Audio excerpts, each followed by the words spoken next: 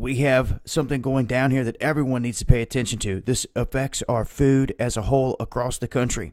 We have the USDA coming out and announcing that they're going to end the regulation of Monsanto's GMO corn.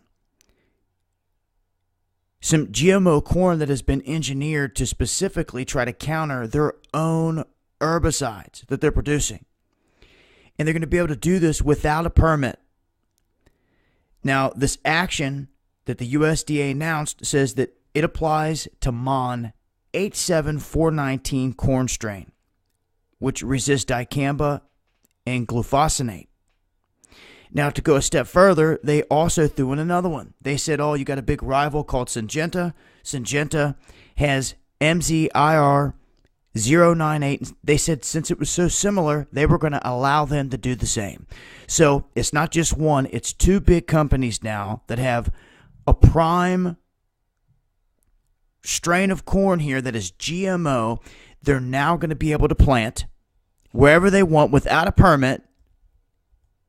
And this is going to affect everyone around them. We've already seen the other farmers come out and protest against this. We've already seen the proof of the GMOs jumping from field to field and contaminating the other farmers. So the organic farmers, once they get contaminated with this stuff, it's game over. This can end up taking over your crops, everything. Yet the USDA seems not to care about none of this, and you best believe they know every bit of that.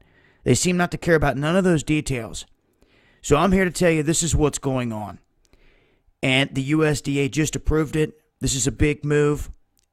And let's be thankful that they just defeated the Dark Act, because if they would have had it their way, they were going to take all this GMO product they were going to produce and they were going to apply it to all kinds of different foods.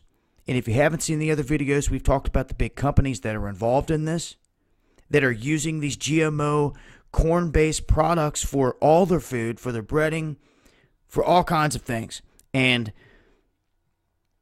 people out there just do not realize it. And if they would have had their way, they would have slipped this into almost everything and not had to have labeled it.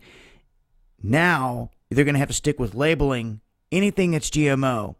And you're going to have to keep an eye on this, because when the USDA comes out and approves this without any permits, which means these guys can just plant this certain strain anywhere and everywhere. I'm telling you, once it's too late, it's too late. I'll leave a link. It's been Dabu7.